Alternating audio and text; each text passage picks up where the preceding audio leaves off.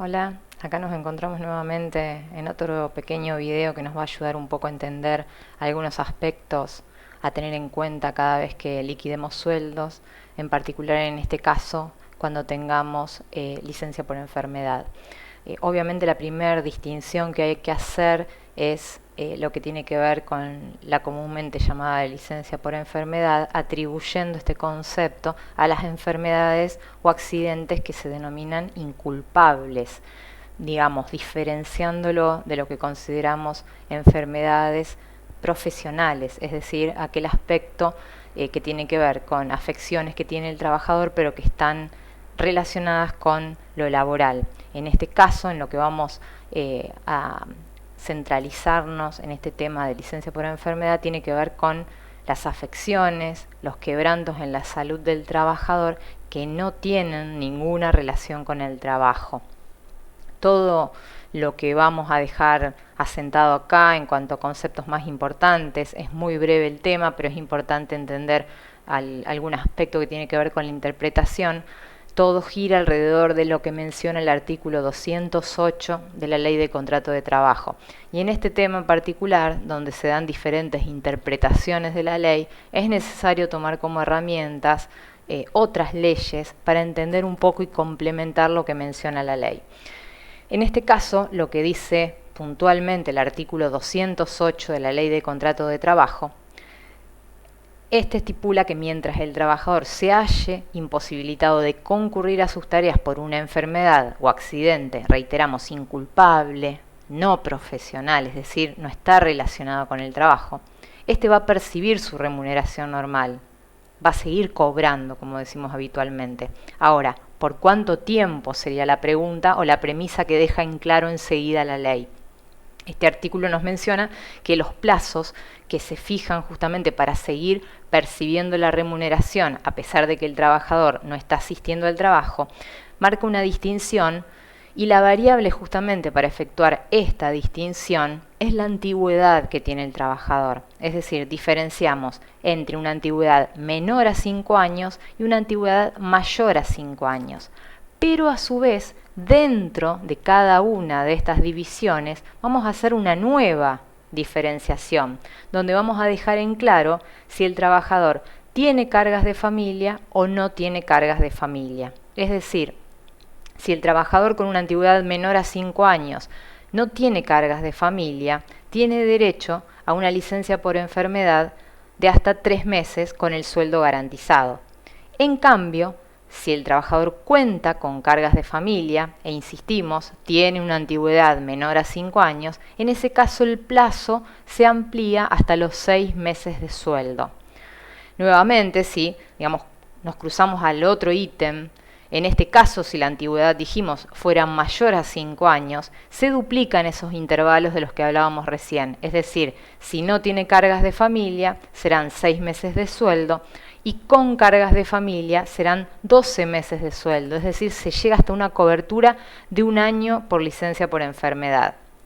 Ahora, esta última mención que está expuesta en la filmina, que textualmente dice la remuneración que les corresponde al trabajador en este periodo se calculará de acuerdo a lo que perciba al momento de la interrupción de los servicios, más los aumentos que fueren acordados en el transcurso del mismo. Bueno, esta es una mención que obviamente a uno le parece como que está de más, porque obviamente tiene un sentido que tiene que ver con el sentido común y con la coherencia. Obviamente, si el empleado, de acuerdo a la función que tiene, a sus tareas, su convenio que lo nuclea, asigna nuevos, o acuerda, mejor dicho, nuevos aumentos o recomposiciones salariales, la idea es que si eso transcurre durante la licencia del trabajador, él es acreedor a esos aumentos, lógicamente. No es que el sueldo se queda congelado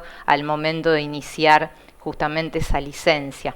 En este caso, en nuestro país, es siempre necesario aclararlo por una cuestión de que por el contexto inflacionario en el que Argentina siempre está situada, el tema de las recomposiciones salariales se hace de una manera muy frecuente y esto deja en claro que justamente esas recomposiciones aumentos mal llamados que se dan cada X cantidad de meses o años, este trabajador, aunque esté de licencia, va a ser acreedor o merecedor también de esas recomposiciones por la misma naturaleza que tiene ese aumento, entre comillas, de sueldo. Vamos a un casito que nos muestra esta diapositiva, como siempre planteamos en estos videos, ejercicio y solución. En este caso partimos de un supuesto en el cual englobamos a un trabajador que percibe remuneración tanto fija como variable, recordando lo que ya hablamos en otros videitos. Remuneración fija es aquella que cobras, como indica la palabra, de una manera constante el trabajador y que no está sujeta a porcentajes, etc. Obviamente la remuneración variable, como indica la palabra, el sentido que tiene la palabra, tiene que ver con algo que es cambiante, que fluctúa, que varía, de acuerdo obviamente a que el trabajador perciba porcentajes, comisiones, tiene que ver también con las horas extras que pueda realizar el trabajador. Esto engloba en todo lo que es remuneración variable, insisto, comisiones, horas extras. Ambos conceptos, si la realidad marca que justamente la remuneración del trabajador está compuesta por ambos ítems, bueno, ambos ítems van a tener que incidir en la liquidación de este concepto. Entonces, si partimos del supuesto, siempre aclarando estos números pequeños por la antigüedad del material, pero insisto siempre que tiene que ver con la premisa didáctica que tiene y que sirve de la misma forma. En este caso planteamos que la remuneración fija del trabajador, no solo el sueldo, sino también los adicionales habituales, en este caso sería de 2.200, según los datos relevados de la planilla de personal que supuestamente englobará el trabajador. Vamos a suponer que la remuneración variable, trabajando la figura del promedio, como ya hablamos en otros videos, esta línea que traza, que empareja justamente esa variabilidad que tienen las remuneraciones, ese promedio nos da 520.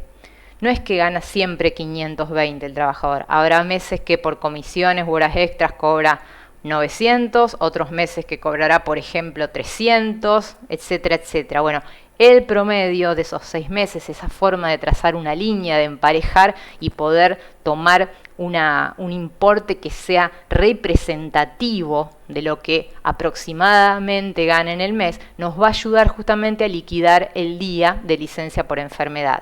Si este promedio da 520, también lo vamos a tener en cuenta en el cálculo. Suponemos, obviamente, certificado de por medio, que existiendo una enfermedad inculpable, justificada, la cantidad de días a tomar fueran 5. Bueno, ¿cómo se liquidan dentro del recibo de sueldo del mes esta enfermedad inculpable? Reitero, fuera de lo que es enfermedad profesional regido por la ley de ART, que ese es otro tema. Esto está regido por la ley de contrato de trabajo. En este caso, sería la suma de la remuneración fija que tiene el trabajador, insistiendo, sueldo más los adicionales como antigüedad, adicionales propios del convenio que habitualmente cobre el trabajador, más 520, que sería la remuneración variable. Todo eso nos llevará a saber en promedio cuánto vale el día normal de ese trabajador. Por 5, que es la cantidad de días que hay que liquidar, nos daría el importe que atribuiríamos a la licencia por enfermedad. Obviamente, ya en otros videos donde nos centraremos más en lo práctico, todos estos conceptos que fuimos viendo por separado los vamos a englobar en una liquidación total de un recibo. Este concepto será remunerativo, integrará lo que normalmente uno o comúnmente llama la primer columna, que sumado a los días normales u otras novedades que existan en el mes, constituirán el total de conceptos remunerativos que serán base para el cálculo de aportes, contribuciones o retenciones, como se quieran llamar. Hay que hacer una aclaración en cuanto a la interpretación, fuera de lo que es el ejercicio práctico. Hay que hacer una aclaración respecto a la interpretación de este artículo 208, que justamente rige este tema que acabamos de exponer. Y acá tiene que ver, como les decía antes, en tomar no solo la ley de contrato de trabajo como base, sino que muchas veces tenemos que ayudarnos, entre comillas, de otra legislación para poder interpretar justamente el criterio del legislador y sobre todo contextualizarlo en determinada época. justamente, como vimos antes, para saber la cantidad de días que puede tener como máximo un trabajador por licencia de enfermedad inculpable, vimos que una de las subdivisiones tenía que ver con la consideración de las cargas de familia. Entonces ahí subyace una pregunta, porque uno, digamos, sabe la antigüedad, es muy objetivo ese dato, no hay mayor duda de qué antigüedad tiene un trabajador. Pero sí, yo me puedo preguntar, ¿y qué se considera carga de familia? Bueno, esta pregunta se ha hecho durante muchos años. ¿Por qué? Algunas de las interpretaciones iniciales decían, bueno, vamos a ayudarnos de la ley de asignaciones familiares, la ley 24.714, una ley que siempre tenemos que tener a mano cuando estamos relacionados al tema laboral. Y entonces tomemos ese dato y decimos, bueno, carga de familia, vamos a considerar aquellos beneficiarios de las asignaciones familiares. ¿Qué pasa? Esta interpretación, con el correr de los años, fue dejándose un poco de lado. ¿Por qué? Porque, de acuerdo a la época y al contexto, muchas veces hay trabajadores que quedan fuera del régimen de asignaciones familiares por las remuneraciones que perciben, ya que hay distintos topes e intervalos para la percepción de las asignaciones familiares. Entonces, un trabajador podría no percibir asignaciones familiares por la remuneración que tiene y sin embargo eso no quita que tenga cargas de familia. Entonces, esa interpretación se dejó un poco de lado y se pasó a considerar más la interpretación que da otra ley, que es la Ley de Obras Sociales, que es la Ley 23.660, una ley que también tenemos que tener siempre presente en el tema laboral. Y esta ley es un poco más amplia en cuanto a la consideración de qué es la carga de familia, porque acá un poco empieza a tener preeminencia la figura de que serán cargas de familia quienes estén justamente a cargo del trabajador, y no tanto por rol familiar, sino por quienes convivan con el afiliado titular, que esto obviamente puede exceder ampliamente lo que se considera según las asignaciones familiares, donde se menciona muy puntualmente hijo, cónyuge hace unos años y ahora solo eso ha quedado estipulado para los jubilados, pero un trabajador activo no cobra, por ejemplo, asignación familiar por cónyuge, pero sí puede ser considerado carga de familia un cónyuge.